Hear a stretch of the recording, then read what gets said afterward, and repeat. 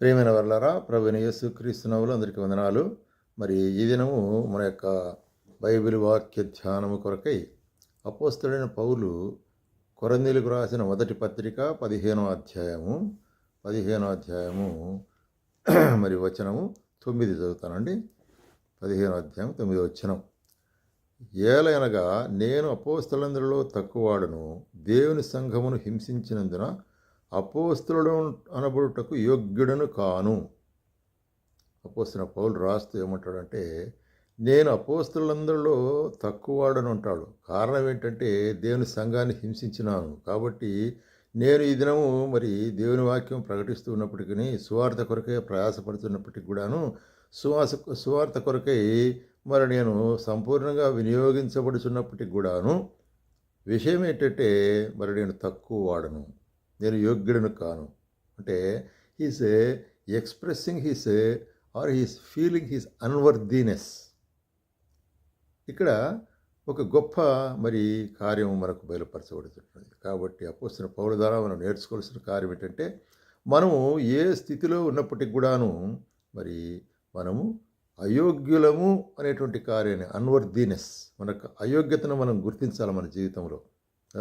దేవుని సముఖంలో మనకు అయోగ్యతను మనం గుర్తించినప్పుడు అప్పుడు మన జీవితంలో ఏమొస్తుంది? ఒక తాల్మి వస్తుంది, తగ్గింపు అనేది వస్తుంది.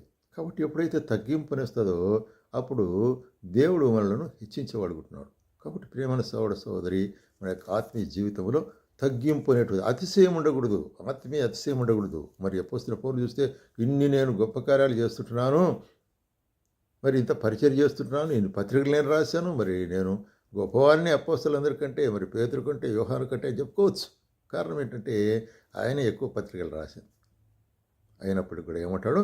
నేను అపోస్తలులందరిలో తక్కువ వాడను. కాబట్టి ఎప్పుడైతే నీ జీవితంలో నేను తక్కువ వాడను అనుకుంటావో దేవుడు నేను బహుగా హెచ్చించేవాడుకుంటున్నాడు.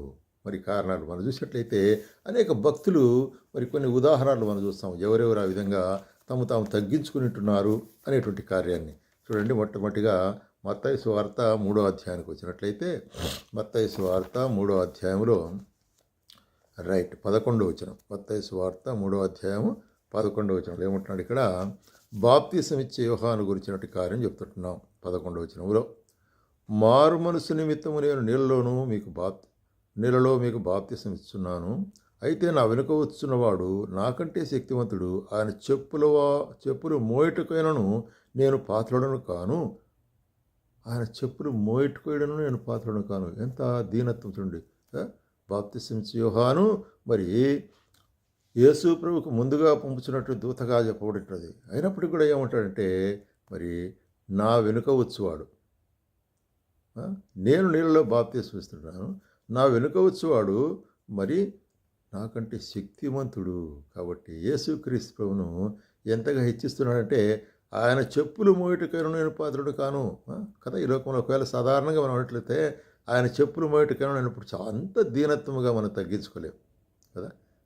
ఏదో నేను కొంచెం తక్కువడనే అని చెప్పగలం, కానీ ఆయన చెప్పులు మోయటకైనా నేను అర్హుడను కాను అనేటప్పుడు ఎంత దీనత్వం మనం చూస్తున్నాం. ఎందుకంటే ఆయన పరిశుద్ధాత్మలోను అగ్నితోనూ మీకు బాప్తిసం ఇచ్చాడు. కాబట్టి ఇక్కడ మనకు సారాంశం ఏంటంటే, అంత గొప్పవాడైనటువంటి బాప్తిసం ఇచ్చే యోహానే తన జీవితంలో ఏమంటున్నాడు? నేను మరి బహు తక్కువ వాడను, అదే సమయంలో ఆయన చెప్పులు మోయటకను మరి నేను పాత్రుడను కాను అనేటువంటి కార్యం. ఆ విధంగా మనం చెప్పగలమా? ప్రభువా, నీవు గొప్పవాడవు, నీ సన్నిధానంలో నేను అంతో అపాత్రుడను అని చెప్పగలమా? అటువంటి దీనత్వం మన జీవితంలో రావాలి. అటువంటి దీనత్వం మన జీవితంలో వచ్చినప్పుడే అది మరి గొప్పదైనటువంటి ఆశీర్వాదానికి కారణమవుతుంది అనమాట. అదే మత్తయి సువార్త 8వ అధ్యాయము 8వ వచనంలో, 8వ అధ్యాయం 8వ వచనంలో ఇక్కడ ఏం చూస్తున్నామంటే, ఇక్కడ ఒక శతాధిపతి, కపెర్నహూములో ఒక శతాధిపతి ఏం చేశాడు? తన దాసుని కొరకై మరి తన దాసుడు పక్షవాయుతో బాధపడుచుంటున్నాడు. కాబట్టి అతని స్వస్థత కొరకై యేసుప్రభువుని రమ్మని యేసుప్రభువును అడుక్కుంటున్నాడు, బ్రతిమాలుకుంటున్నాడు. చూడండి 8వ వచనంలో తన యొక్క సేవకులను పంపి, మరి అప్పుడు యేసుప్రభు ఏమంటాడు? సరే, నేను వస్తాను, పద, మీ ఇంటికి వచ్చి ఆ సేవకుని నేను స్వస్థపరుస్తాను అని చెప్తాడు. అయితే అతను చెప్పేట ఒక మాట ఇక్కడ మనం గమనించినట్లయితే, ఆ శతాధిపతి, ప్రభువా, నీవు నా ఇంటిలోనికి వచ్చుటకు నేను పాత్రుడను కాను. చూసారా?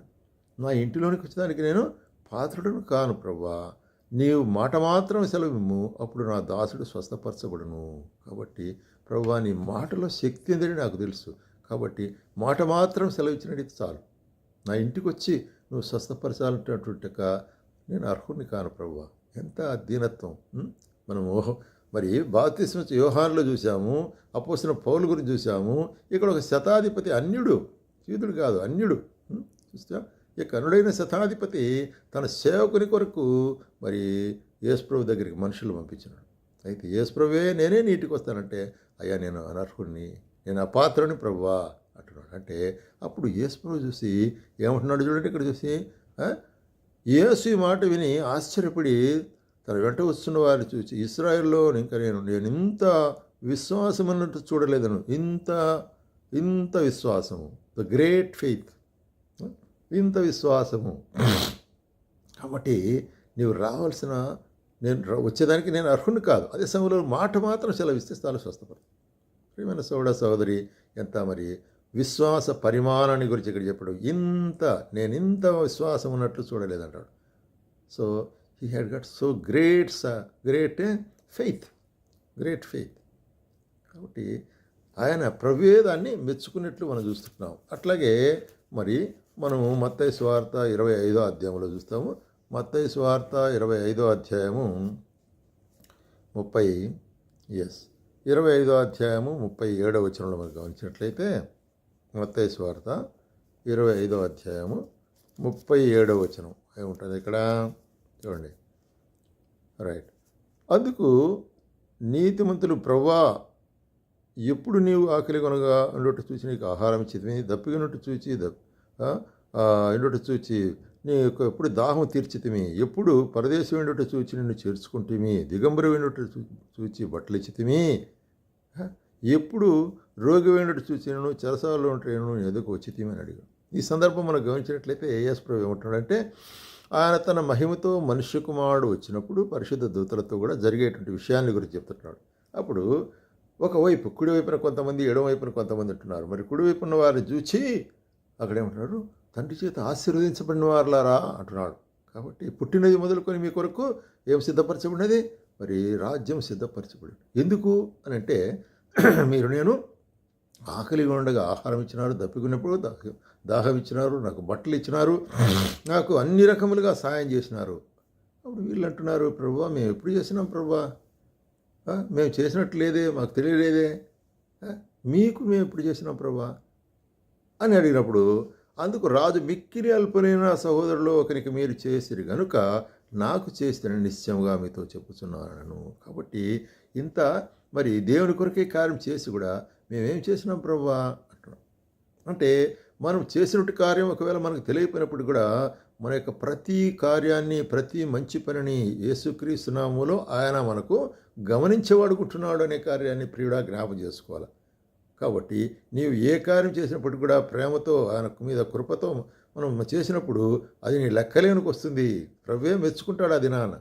కాబట్టి ఎంత మరి దీనత్వం అనేటువంటిది, మేము ఏమి చేయలేదు ప్రభు అంటే, లేదు నువ్వు నాకు చేసినావు అంటున్నాడు. ఎంత గొప్ప ఆశీర్వాదం అండి, ఎంత గొప్ప ఆశీర్వాదం మనం గమనిస్తున్నాం. అట్లాగే లూకాసు వార్తలో మనం గమనించినట్లయితే, లూకాసు వార్త 5వ అధ్యాయం 8వ వచనంలో, లూకాసు వార్త 5వ అధ్యాయం 8వ వచనంలో ఇక్కడ ఏం చూస్తున్నామంటే చూడండి, యేసు మోకాళ్ళ ఎదుట సాగిలపడి, ప్రభువా, నన్ను విడిచిపొమ్ము, నేను పాపాత్ముడను. ఇక్కడ ఏ సందర్భం ఏంటంటే, పేతురు ఇక్కడ ఏం చేస్తున్నాడు చూసినట్లయితే, మరి అక్కడ చేపలు పట్టుకుంటూ ఒడ్డుకు వచ్చినారు. రాత్రి అంతా కూడా ప్రయాసపడినా ఏమీ దొరకలేదు. అప్పుడు యేసుప్రభు ఏం చెప్పినాడు, మరి నీవు అయితే లోపలికి పోయి ఈసారి నేను చెప్పినట్లు వల వేయమన్నాడు. వల వేసి అప్పుడు వల వేసేటప్పుడు విస్తారమైన చేపలు పడినాయి. అప్పుడు వెంటనే పేతురు గ్రహించినాడు, ఇది ఎక్కువతో మహిమ కలిగినట్టు ఆయన ఉంటున్నాడు, నేను గొప్పవాడు అని. ఒకవేళ మరి యేసు ప్రభు దేవుడని ఆయన ఎరిగి ఉండకపోవచ్చు ఆ సమయంలో, అయితే ఈయన గొప్పవాడు, ఒక మాట చెప్తే నిన్ను చేపలు వచ్చి పడినాయి. ఆయన వెంటనే ఏం చేశాడు, అయ్యా నేను మరి చూసినట్లయితే మరి సీమోను పేతురు అంటున్నాడు, యేసు ఎదుట మోకాళ్ళు మీద సాగిలపడి, ప్రభువా, నన్ను విడిచిపొమ్ము, నేను పాపాత్ముడను. కాబట్టి పాపాత్ముడైన నాకు ఇంత గొప్ప మరి కార్యం చేసినారే కదా. అనేక సార్లు మన జీవితాల్లో కూడా మన యొక్క గత జీవితాన్ని జ్ఞాపకం చేసుకున్నప్పుడు, అయ్యా ఈ కార్యం చేయటకు నేను ఎంత పాత్రుడైన వాడు, నేను పాత్రుడను కాదు అనేటువంటి కార్యాన్ని గురించి. కాబట్టి ప్రియమైన సహోదరి, ఈ దినం యొక్క మన యొక్క వర్తమాన యొక్క కార్యం ఏంటంటే, మన యొక్క అన్వర్దినెస్, మనకు అపాత్రత అనేటువంటి దాన్ని ప్రభు దగ్గర ఒప్పుకోవాలా, దాన్ని మనం ప్రకారంగా నడుచుకోవాలి. కాబట్టి ఏ విధమైనటువంటి అహంకారము, మరి చూసినట్లయితే అహము, సొంతము అనేటువంటి అహంభావం అనేటువంటి కార్యాన్ని ఏ విధంగా మన జీవితాల్లో ఉండకూడదు. మరి ఏ విధంగా ఆయన చూసినట్లయితే మరి బొచ్చు కొత్తరించు అనే గొర్రె పేర మౌనముగా ఉండినట్లు మనము అనేక సందర్భాల్లో మౌనంగా ఉండవలసి వారు ఉంటున్నాం. అది చేతగానితనం కాదు, అది దీనత్వం అనేటువంటిది గొప్ప పరలోక సంబంధం మరి అది గుణం, దీనత్వం అనేటువంటి. కాబట్టి మన జీవితాల్లో మనం అన్వర్దినెస్ అనేటి దాన్ని ఒప్పుకోవాల్సిన ఉంటున్నాం. ఆ విధంగా ఒప్పుకున్నట్లయితే ప్రభువే మనల్ని తగిన సమయంలో హెచ్చించేవాడుగా ఉంటున్నాడు. కాబట్టి ఈ యొక్క కార్యం మనం నేర్చుకుంటూ ప్రభు మనకు సహాయం చేయనుగా.